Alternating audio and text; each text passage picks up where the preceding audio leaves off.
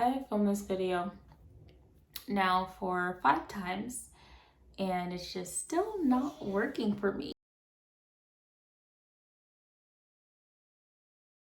What's up everyone, my name is Morgan Lee and welcome back to my channel. Today we are talking Preptober again and we are talking about outlining, and more specifically we're talking about outlining for planters. If you are a planter, this video is for you. I hope you find these tips helpful. I don't give tips too often because honestly I don't know what I am doing.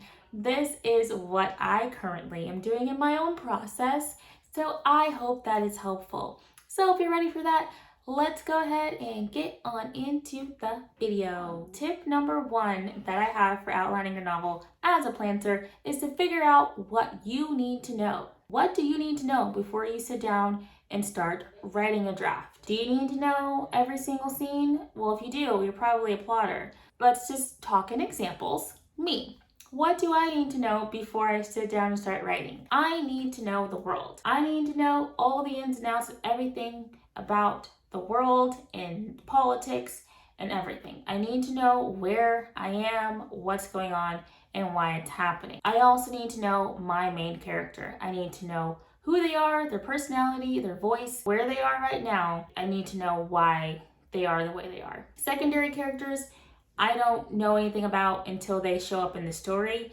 So that's my discovery part of the process.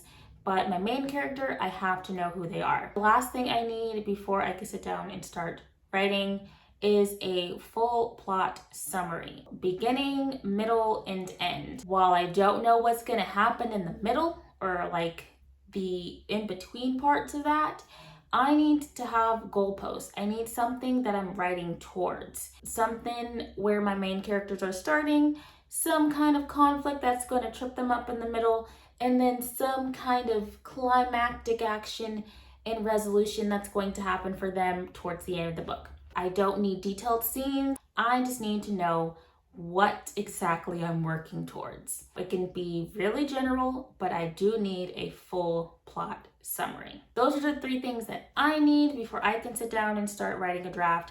So if you're going to outline and prep as a planter, what do you need? What do you need to know before you sit down and start writing so that you're not stuck and get writer's block or you don't know where you're going? Tip number 2 is to choose your outline method. There are a lot of outlining methods out there, but I've narrowed my process down to just 3 outlining methods that I use in a combination. So I mix them together and I use what I want from them and leave the other stuff that I don't want that doesn't work for me. So the 3 that I use are the snowflake method, Save the Cat plus K.M. Weiland's 5 Secrets of Story Structure, and 3-act 9-block 27 chapter outline. So I use a combination of all of these 3 outlining methods. Towards the beginning, it's more of the snowflake method because it has that part where you actually write out your full plot summary. Something I don't need from the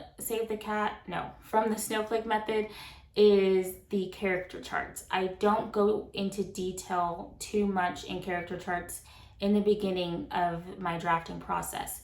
So I don't typically need that part of it, but I like the plot summary parts of it and the beginning stages of character development. For you, figure out which ones you're going to do some research, read some books, figure out exactly what works for you, and don't be afraid to just take what you need, mix it together, and create your own beautiful little method. I'm still in the process of doing that fully for myself, but I think I am on the way to discovering what works for me in a given book, because each book is different, as each writer is different. So again, what works for you, figure out what method you are going to try and combine. Tip number 3 is to gather your resources. It's mainly just to make sure you have what you need. If you need Save the Cat, go get the book. If you need a printout on the snowflake method, print it out.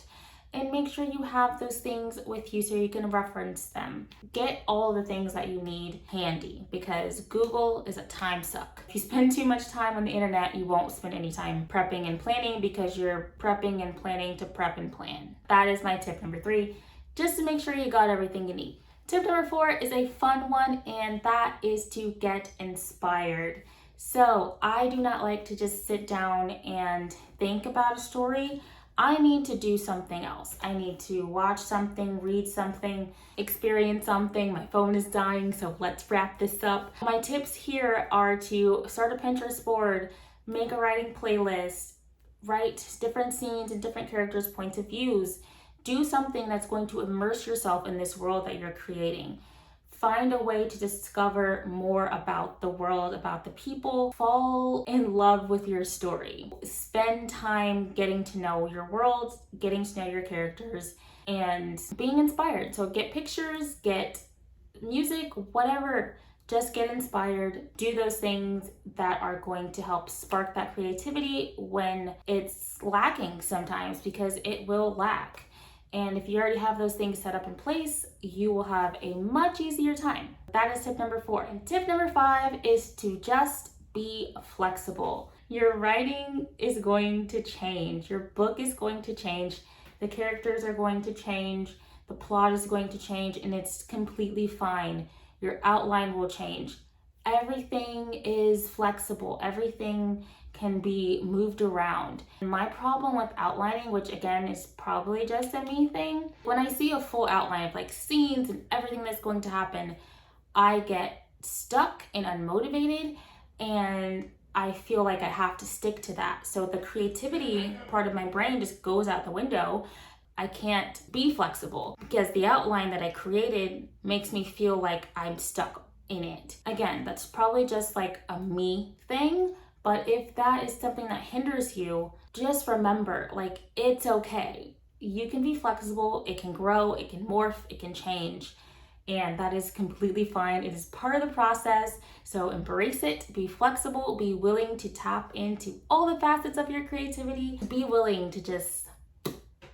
That is all for this video today. Thank you so much for watching. If you liked it, please be sure to give it a thumbs up, comment down below, subscribe if you're not subscribed, and I'll see you on Wednesday with another Preptober video, and it will most likely be the Scrivener walkthrough. I hope you all have a fantastic week. I hope Preptober is going well, and I'll see you on Wednesday.